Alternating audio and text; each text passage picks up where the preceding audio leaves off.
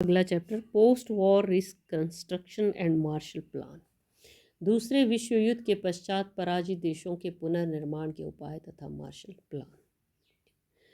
20वीं शताब्दी का सबसे भयानक युद्ध दूसरा महायुद्ध था, जिसमें विश्व के सभी देश शामिल हुए।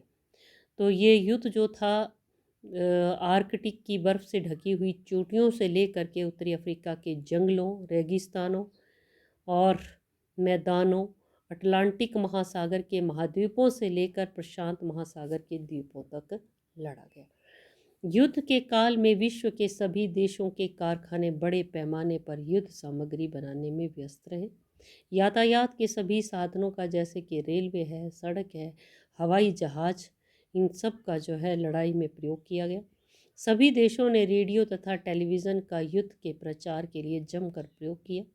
इन हारे हुए राज्यों देशों की आर्थिक दशा सुधारने के लिए बड़ी शक्तियां जैसे अमेरिका है, रूस है, कई योजनाएं बनाई और इनमें सबसे प्रसिद्ध अमेरिका सरकार द्वारा आरंभ की गई मार्शल प्लान थी।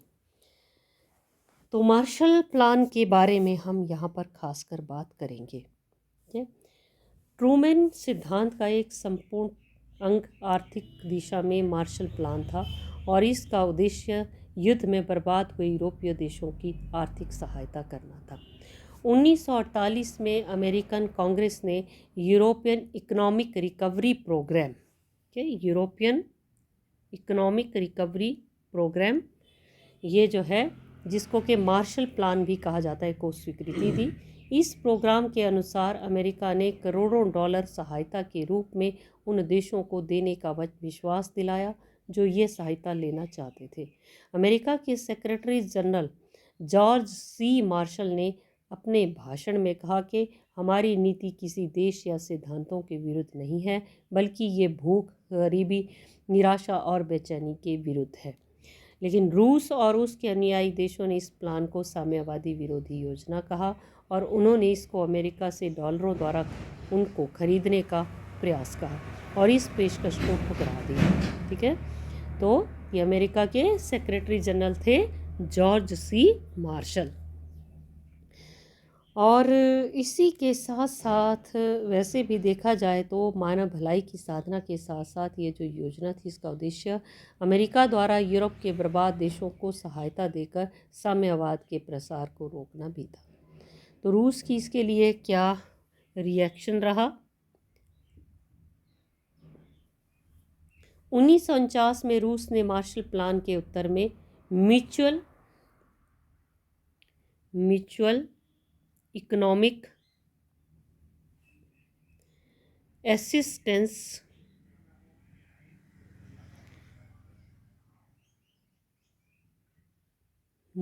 जिसको के मोलोटोव प्लान,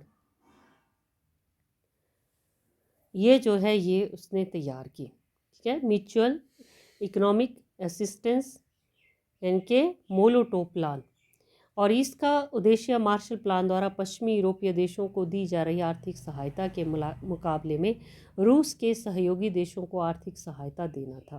तो इस तरह मोलोटोव प्लान का उद्देश्य मार्शल प्लान का पूरी शक्ति से विरोध करना था और इसके अतिरिक्त कम्युनिस्ट इंफॉर्मेशन ब्यूरो द कॉमिनफॉर्म, जिसमें इटली और फ्रांस के प्रतिनिधि और रूस के अनुयायी देश शामिल थे, ने सभी देशों की कम्युनिस्ट पार्टियों में समन्वय और आपसी तालमेल बढ़ाने का प्रयास किया।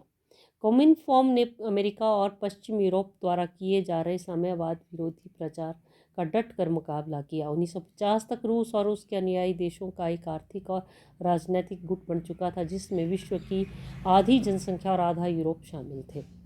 तो आगे लेंगे हम Marshall plan in operation. Marshall plan का कार्यान्वयन।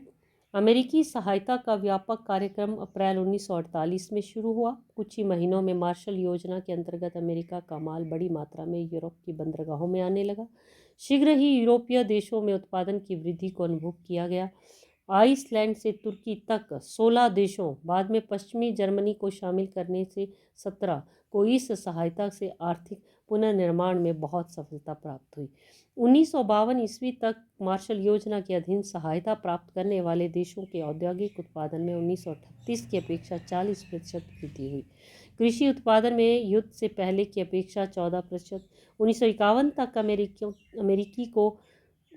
अमेरिका को आवश्यक वस्तुओं के रूप में बहुत अधिक जो डॉलर थे वो मासिक व्यय करने पड़े। इन अनुदानों की पुनः अदायगी की राशि ऋणी देशों के प्रतिपन्न निधि यानी के काउंटर पार्ट फंड में रखी गई और इस राशि को इकोनॉमिक कोऑपरेशन एडमिनिस्ट्रेशन की अनुमति से यूरोपीय नवनिर्माण के लिए व्यय किया जाता था। और जैसे जैसे पश्चिमी यूरोपीय देशों की आर्थिक दशा में सुधार होता गया वैसे ही इन देशों में कम्युनिस्ट पार्टियों की शक्ति क्षीण होती चली गई। 1949 तक कुछ यूरोपीय देशों में साम्यवादी प्रभाव इतना कम हो गया कि वहाँ की सरकारों ने अमेरिका के साथ पारस्परिक सुरक्षा समझौतों में शामिल होना स्वीकार कर लिया और उत्तर अटलांटिक संगठन नाटो को जन्म दिया। इससे पश्चिमी यूरोप के सभी जो देश थे लगभग सभी देश तथा उत्तरी अमेरिका रूसी आक्रमण की दशा में एकजुट होने को बाध्य हो गए। तो ये था एक प्रकार से ये युद्ध के पश्चात जो पराजित देश थे उनके पुनर्निर्माण के उपाय के लिए किया गया कार्य जिसको मार्शल प्लान कहा जाता है। और इस मार्शल प्लान के ज़रिए खासकर अमेरिका ने रूस की जो साम्यवादी विचारधारा बढ़ रही थी विश्व में उस विचारधारा को रोकने का भरपूर जो है प्रयास किया। तो इस वीडियो में इतना